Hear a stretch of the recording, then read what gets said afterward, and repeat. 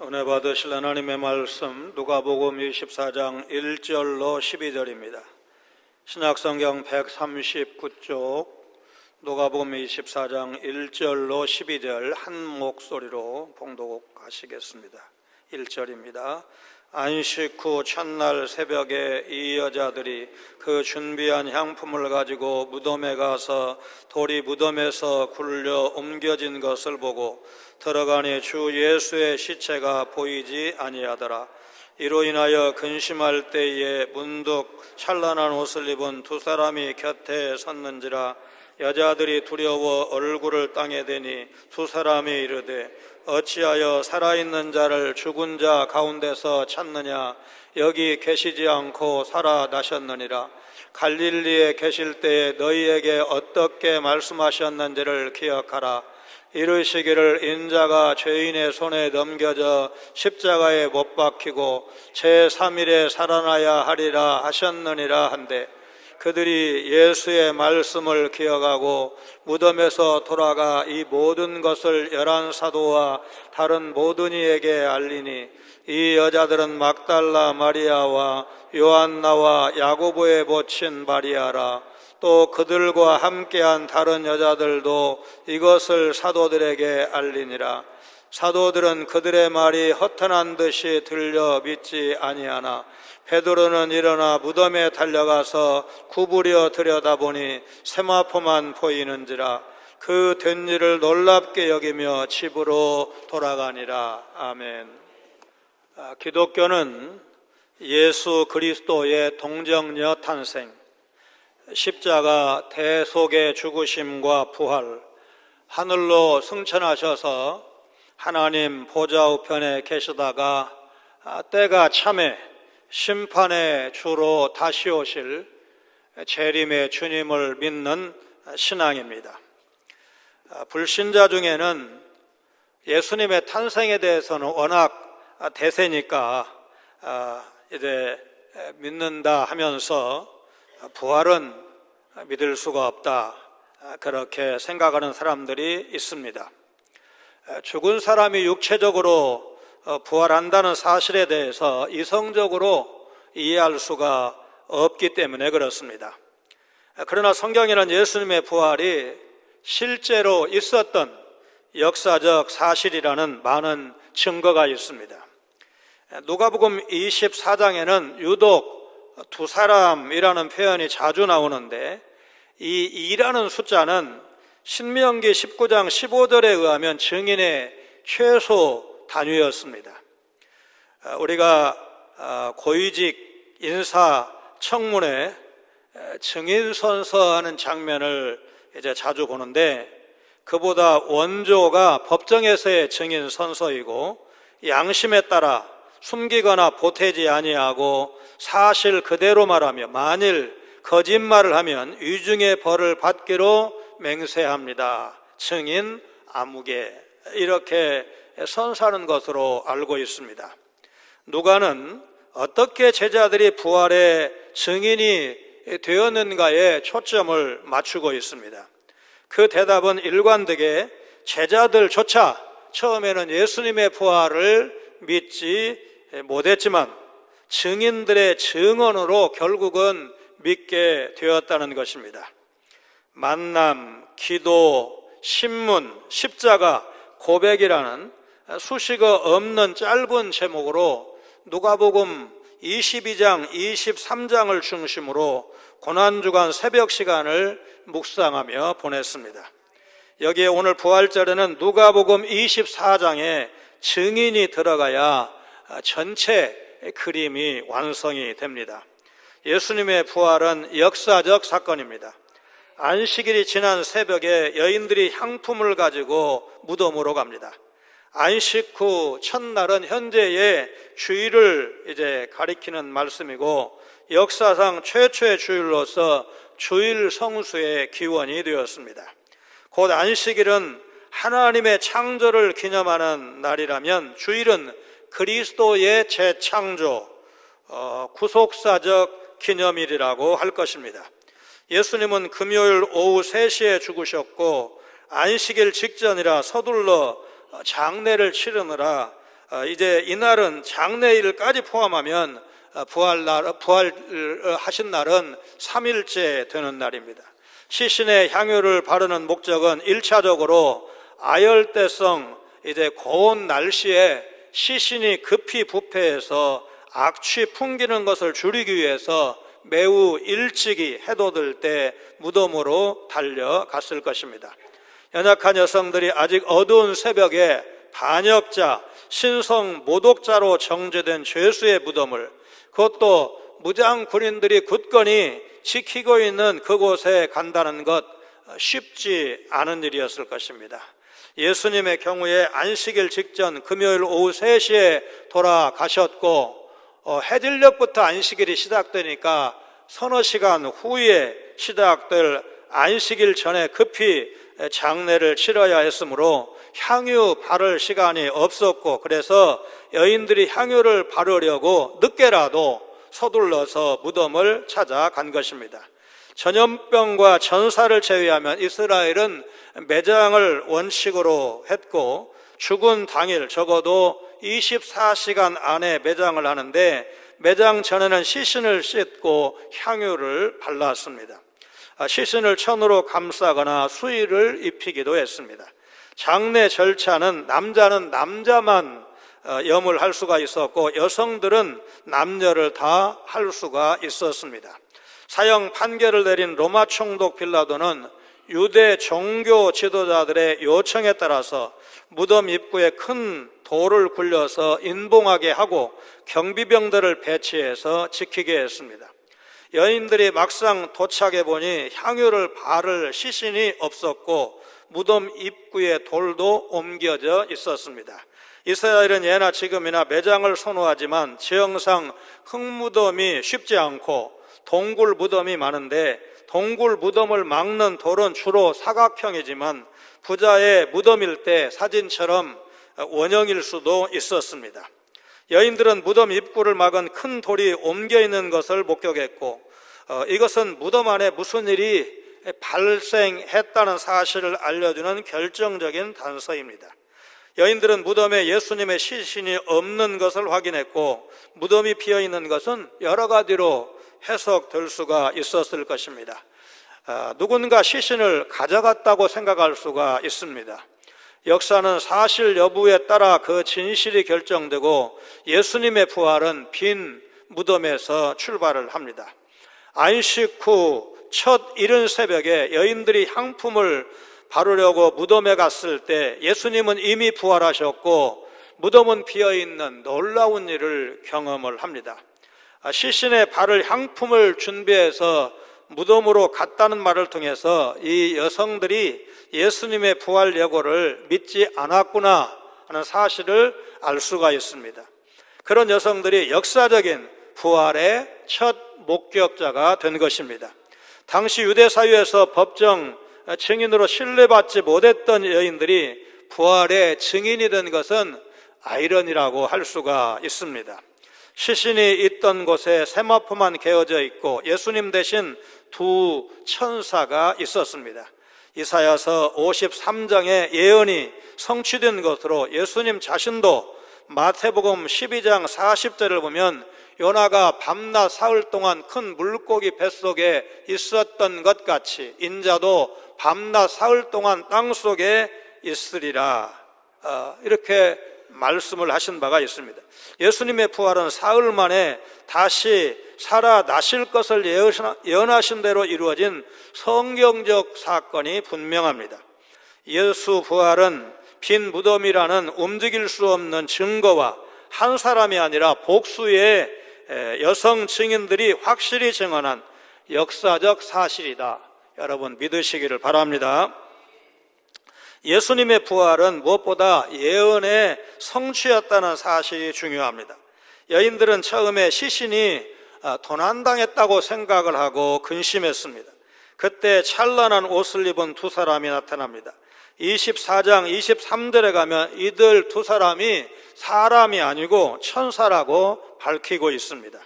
마가복음 16장 5절은 흰옷을 입은 한 청년이라고 표현을 했지만 누가는 24장 4절에서 두 사람이라고 언급을 했습니다.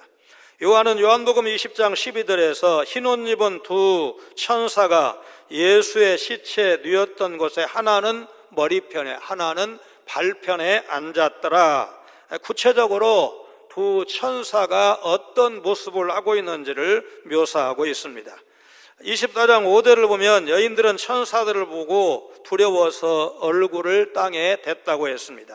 마태복음 28장 2절로 4절 말씀을 보면 큰 지진이 나며 주의 천사가 하늘로부터 내려와 돌을 굴려내고 그 위에 앉았는데 그 형상이 번개 같고 그 옷은 눈같이 이거늘 지키던 자들이 그를 무서워하여 떨며 죽은 사람과 같이 되었더라. 자기들 앞에 나타난 이 두 사람이 천사임을 직감했기 때문에 무장 병사들이 지키던 그 앞에서 무서워 떨고 또 여인들도 그 유세에 눌려서 엎드릴 수밖에 없었을 것입니다. 천사들은 예수님이 부활하셨음을 여인들에게 알립니다. 그리고 예수님이 십자가형을 당하시고 제3일에 부활하실 것이라고 갈릴리에서 그들에게 이미 예언하신 적이 있다는 사실을 상기시켜 주었습니다. 누가복음 9장 20절로 22절에 의하면 이 말씀은 제자들에게 하신 말씀으로 되어 있습니다. 이 여인들이 제자들에게 하신 말씀을 들었다고 한 것으로 미루어 볼 때 그들은 갈릴리에서 12 사도와 함께 예수님의 사역 현장에 함께 있었다고 보는 것이 무방할 것입니다. 누가복음 8장 3절은 헤롯의 청지기 구사의 아내 요한나와 수산나와 다른 여러 여자가 예수님의 사역을 후원했다 말씀하고 있는데 그들 가운데는 부활 현장에 달려간 이제 요한나가 분명히 들어 있었으니까 있었을 것입니다. 천사들이 상기시킨 예수님의 말씀은 인자가 죄인의 손에 넘겨져 십자가에 못 박히고 제3일에 다시 살아나야 하리라는 말씀이었습니다. 여기서 죄인은 이방인을 가리키는 용어이고 다시 살아나야 하리라는 구절에서 부활을 예수님의 능동적 행위로 묘사했다는 점을 놓치지 않아야 합니다. 마가복음 16장 7절은 예수님이 먼저 갈릴리로 가실 것과 그들이 그곳에서 예수님을 만날 것이라는 천사의 말을 기록했지만 누가는 이 내용을 생략을 했는데 복음이 예루살렘에서 시작해서 온 세계에 퍼지는 것으로 묘사하는 누가복음 사도행전의 일관된 흐름을 유지하기 위해서였을 것입니다. 예수님은 그분의 죽으심과 부활에 대해 여러 번 분명하게 말씀하셨습니다. 예수님의 부활은 갑자기 일어난 우연한 일이 아니라는 말입니다. 여자들이 만난 천사들도 갈릴리에서 주신 예수님의 말씀, 인자가 십자가에 죽을 것이고 사흘 만에 살아나리라고 하신 말씀을 기억하라고 말한 바가 있습니다. 그렇습니다. 예수님의 부활은 우연한 일이 아닙니다. 부활을 부정하는 자들조차도 예수님 스스로 자신이 부활하실 것을 믿고 있었고 여러 차례 부활하실 것을 말씀하셨다는 사실 자체를 부인하지는 않습니다. 그만큼 예수님의 가르침 가운데 부활은 중요한 내용이었습니다. 부활이 없다면 예수님은 희대의 사기꾼이거나 정신 이상자일 것입니다. 그러나 부활에 대해 역사적 근거가 있고 예수님도 여러 번 말씀하셨고 말씀하신 그대로 이루어졌다면 우리는 부활이 역사적 사실이라고 믿지 못할 이유가 없는 것입니다. 이 두 증인이 사용한 증언 방식, 곧 자신이 목격하거나 전해드린 부활 소식과 함께 그것이 성경에 어떻게 예언되어 있는가를 제시하는 것은 이후에 사도들과 전도자들이 부활의 복음을 전할 때 사용한 전도법이 되었고 지금까지 이 전도법은 여전히 유효한 것입니다. 죽음은 모든 삶의 기쁨과 소망을 파괴시킵니다. 그러나 예수님의 부활은 죽음이 삶의 끝이 아니라 영원한 삶이 있음을 보여주었다 할 것입니다. 그러므로 예수님의 부활을 믿을 때 죽음의 공포와 절망에서 해방되어서 새 소망을 갖게 되고 새로운 삶을 살 수 있다는 것, 여러분 믿으시기를 바랍니다. 예수님의 부활은 오고 오는 모든 시대의 성도들이 전해야 될 역사적 사실입니다. 여인들은 무덤에 가서 목격한 내용을 유다 이미 배신했고 이제 목매어 자살을 했기 때문에 남은 11 사도에게 알렸습니다.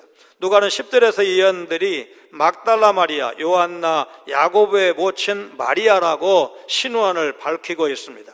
막달라 마리아는 요한복음 20장에 의하면 부활하신 예수님을 맨 처음 만난 사람이고, 누가복음 8장 2절에 의하면 귀신 들려 고생하던 중에 예수님께 고침을 받고 예수님의 제자, 예수님을 따랐던 여인입니다. 요한나는 여호와께서 은혜를 주신다라는 뜻을 갖고 있는 여성인데, 헤롯 안디바의 청지기였던 구사라는 사람의 아내로 8장 3절에서도 물질로서 예수님을 헌신적으로 섬겼던 여제자 중에 한 사람으로 언급되었습니다. 마가복음 16장 1절은 막달라 마리아, 살로메, 야고보의 어머니 마리아를 언급하고 있는데, 적어도 무덤에 달려간 여성이 4명 이상이라는 것을 입증하는 말씀입니다. 사도들은 여인들의 예수 부활 증언을 믿지 않았습니다. 예수님이 공생의 시절 여러 번 예언하신 부활이 실제로 이루어졌다는 사실을 잊은 상황에서 부활은 일상에서 자주 경험할 수 있는 일이 아니었기에 제자들은 예수님의 부활을 믿지 못했던 것입니다. 더구나 유대인들은 전통적으로 여성의 법정 증언 효력을 인정하지 않았기 때문에 여인들의 증언을 믿기가 어려웠을 것입니다. 그러나 여러 사람이, 적어도 4명 이상이 동시에 헛것을 볼 수는 없는 것입니다. 따라서 여인들 여러 사람의 일치된 증언을 무시해서는 안 되는 측면도 분명히 있습니다. 그래서 사도 베드로는 여인들의 증언을 확인하기 위해서 무덤으로 달려갔습니다. 사실 베드로는 다른 제자들보다 앞서 나설 처지가 아니었습니다. 예수님을 3번 부인한 일로 깊은 나락에 빠져 있었기 때문입니다. 그러나 베드로는 누구보다도 예수님을 사랑한 사람이었습니다. 대제사장, 바리새인, 서기관, 로마 병사들, 기득권층의 위세에 눌리고 충분히 용감하지 못해서 비겁하게 예수님을 3번이나 저주하고 맹세하며 부인했지만, 누구보다 예수님을 사랑하는 마음 변함이 없었습니다. 그 사랑이 다시 그를 튀어오르게 한 것입니다. 다른 모든 것은 다 사라졌습니다. 그러나 사랑은 여전히 남아서 베드로를 본래의 모습으로 회복시켜 줍니다. 그는 예수님의 무덤에 시신은 없고 세마포만 있는 것을 보고 놀랐다고 했습니다. 놀랐다는 표현은 누가복음과 사도행전에서 주로 긍정적 반응을 묘사할 때 사용했습니다. 일부의 주장처럼 예수님의 시신을 훔쳐간 것이라면 알몸만 훔쳐갈 리 없을 것이고 세마포로 싼 채로 가져갔을 것입니다. 빈 무덤에 세마포만 남아있는 것은 예수님의 부활을 암시하는 것입니다. 부활하신 예수님께서 지상의 옷, 더구나 수의가 필요했을까? 부활하신 예수님은 본문 4절과 마태복음 28장 2절이 언급한 천사들의 찬란한 옷과 같은, 또 변화산에서 보여주셨던 세상의 세탁업자가 더 이상 희귀할 수 없다고 표현된 그런 천상의 옷을 입으셨을 것입니다. 예수님께서 천상의 몸으로 부활하셨다는 사실이 빈 무덤에 세마포만 남아있는 현상에도 암시되어 있습니다. 빈 무덤을 목격한 여인들의 증언이 조작된 것이라면 유대인들에게 증인 자격조차 없는 여인들을 증인으로 내세울 이유가 있을까? 유대인들, 특별히 사두개인들은 메시아가 죽었다가 부활하는 걸 기대하지 않았고, 그래서 부활은 유대인들에게, 특별히 이 제사장 지파인 사두개 사람들에게 메시아라는 증거가 될 수 없었습니다. 따라서 예수님이 메시아이심을 유대인들에게 믿게 하려고 부활을 조작할 이유가 없는 것입니다. 부활이 사실이 아니었다면 예수님은 신명기 21장 23절 말씀대로 하나님께 저주받은 자로 여겨졌으므로 제자들이 부활을 조작할 엄두를 내지 못했을 것입니다. 예수님의 부활은 십자가형에 간주하는 하나님의 저주를 무효화할 수 있었을 것입니다. 나아가 부활은 하나님의 권능의 우편에 앉으신다는 누가복음 22장 69절의 예수님의 말씀이 정당하다는 것을 하나님께서 인정하셨다는 증거로 봐야 할 것입니다. 부활은 사형을 무효로 하므로 예수님이 로마법에 따라서 죽을 죄를 짓지 않았음에 대한 신적 증거로 작용을 했을 것입니다. 예수님의 부활은 빌라도와 헤로당의 신문과 재판, 십자가 처형 후에 발생했으므로 예수님이 군사적 메시아가 아니신 건 확실합니다. 그가 군사적 메시아였다면 이제 12형 더 되는 천군 천사를 동원해서 그들을 다 멸절시켰을 것입니다. 그분의 주장대로 하나님 보좌 우편에 앉으시는 하나님의 아들로서 메시아라는 증거로 작용할 수 있었을 것입니다. 빈 무덤을 자기들 눈으로 보았고 흰옷 입은 천사들의 증언까지 들은 여인들 입장에서 예수님의 부활을 믿지 않을래야 않을 수가 없었을 것입니다. 여인들은 빈 무덤에서 천사들로부터 어찌하여 살아있는 자를 죽은 자 가운데서 찾느냐, 책망과 갈릴리에 계실 때 너희에게 어떻게 말씀하셨는지를 기억하라는 충고를 받고 제자들이 숨어있던 집으로 달려가 긴급 뉴스를 전했지만 그 소식을 들은 제자들은 믿지 않았습니다. 오히려 부활 소식을 전하는 여자들을 한심하게 본 것으로 보입니다. 여기 허탄하다라는 말은 무익한 말, 헛된 말, 어렵지 않은 영어를 썼더라고요. 넌센스로 봤다는 거예요. 킹제임스 버전은 꾸며낸 얘기라고 번역을 했습니다. 이 말은 의학 용어로 정신 착란 상태에서 마구 짓거리는 말을 의미합니다. 사도들은 이 여인들의 말을 쓸데없는 헛소리로 취급해서 믿지 않았던 것입니다. 아마도 이제 제자들은 여인들이 헛것을 본 거 아닐까 그렇게 생각을 했을 것입니다. 그런데 마가는 부활하신 예수님께서 제자들을 만났을 때 꾸짖으셨다고 증언하고 있습니다.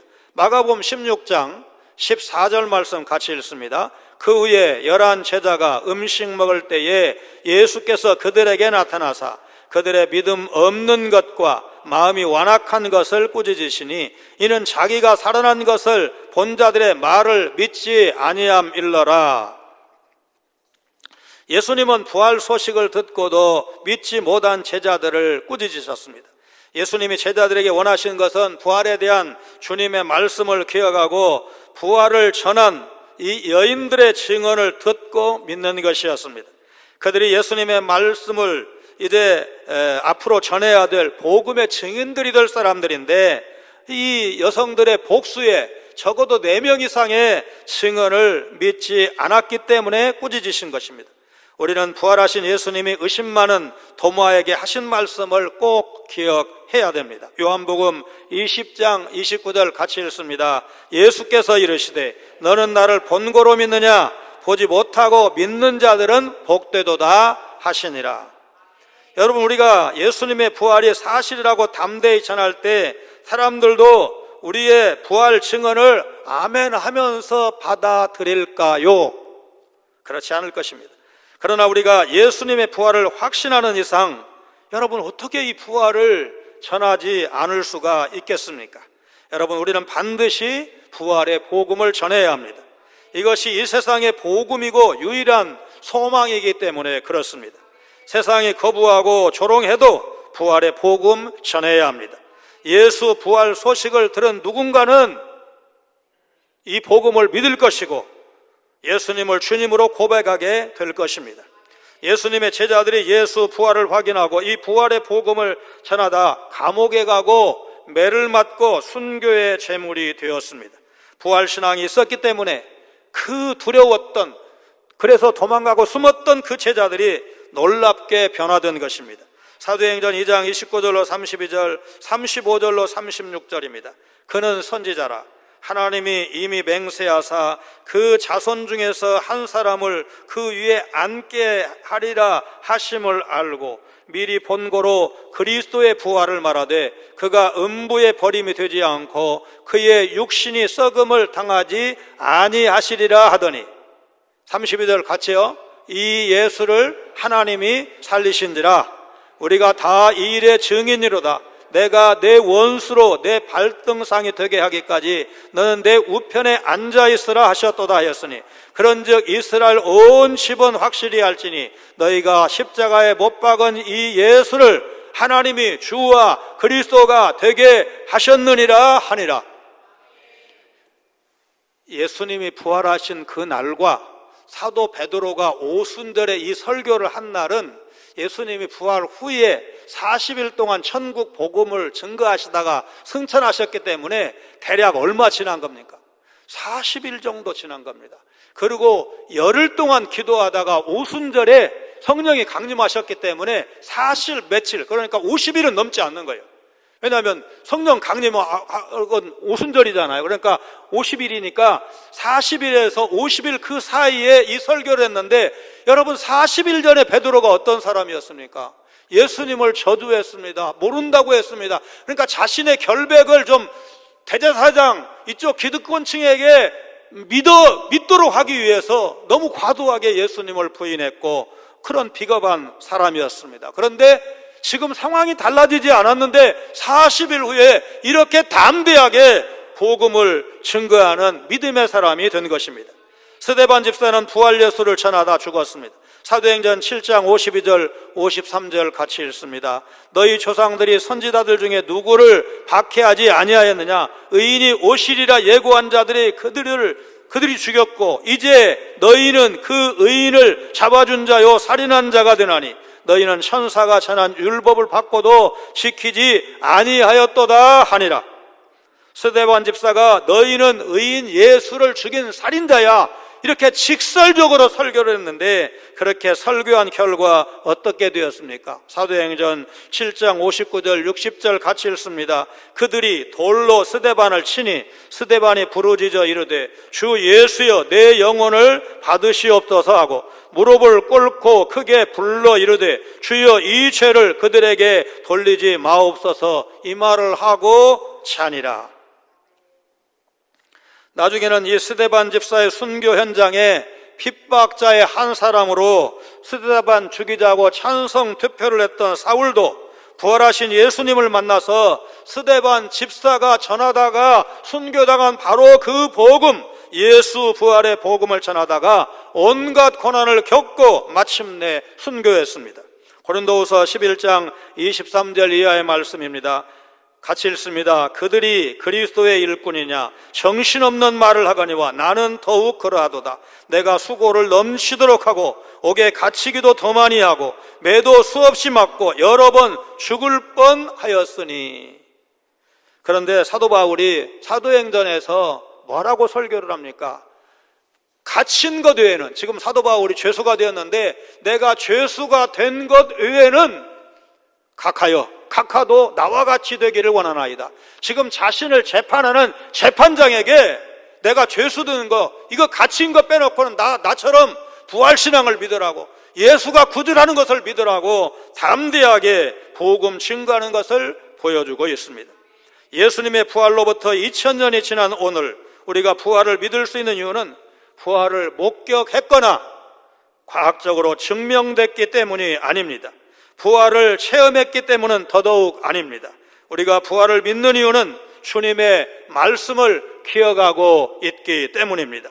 주님이 부활하실 것을 말씀하셨고 말씀하신 대로 부활하셨음을 성경이 기록하고 있고 성경이 참되고 완전하신 하나님의 말씀이라는 사실을 우리가 믿고 있기 때문에 예수 부활도 믿고 예수 부활의 복음도 전하는 것입니다. 성령께서 말씀을 기억하고 깨닫는 은혜를 주셨기 때문에 우리가 그 당시에 이제 이렇게 많은 사람들이, 심지어 예수님의 제자들조차 믿지 못했던 부활 사실을 우리가 믿고 있는 것입니다. 기독교 신앙의 핵심은 부활입니다. 예수님의 부활은 의심할 수 없는 역사적 사실입니다. 부활은 제자들과 갈릴리의 여인들이 꾸며내거나 뭔가에 똑같이 사로잡혀서 일종의 집단 최면에 빠져서 주장한 헛된 주장이 아닙니다. 인류 역사상 전무후무한 사건, 죽었던 사람이 살아나고 다시 죽지 않고 하늘로 올라간 사건이 실제로 일어난 것입니다. 이 사건이야말로, 예수님의 부활이야말로 우리들에게 유일한 소망인 것입니다. 그래서 우리가 세상에 예수 그리스도의 십자가 복음, 부활의 복음을 증거해야 합니다. 예수께서 사망 권세 이기시고 부활하셨습니다. 이제 부활의 확실한 증거를 갖고 부활 소식을 담대히 선포하는 부활의 증인으로 살아가시기를, 부활의 첫 열매이신 주님의 이름으로 축원합니다. 죄인을 위해 십자가에서 살 찢기시고 피 흘려 죽으신 예수님, 장사되고 사흘 만에 부활하신 것을 믿습니다. 죽음과 부활에 대한 예수님 자신의 예언이 그대로 성취된 것을 믿으며 다시 오실 주님에 대한 성경의 예언도 확실히 이루어질 것을 믿습니다. 빈 무덤과 목격자들이 있기에 예수님의 부활은 역사적 사실이며 예수님 자신이 십자가 지실 것과 사흘 만에 부활하실 것을 예언하신 그대로 살아나셨기에 예수님의 부활은 누구도 부인할 수 없는 역사적 사실인 것을 믿습니다. 예수님의 부활을 믿는 우리는 아직도 이 놀라운 부활의 복음을 믿지 않는 형제와 이웃, 열방을 향해서 힘을 다해 전하는 증인의 삶을 살아야 할 줄로 믿습니다. 부활의 첫 열매이신 우리 주 예수님 거룩하신 이름으로 간절히 기도하옵나이다. 아멘.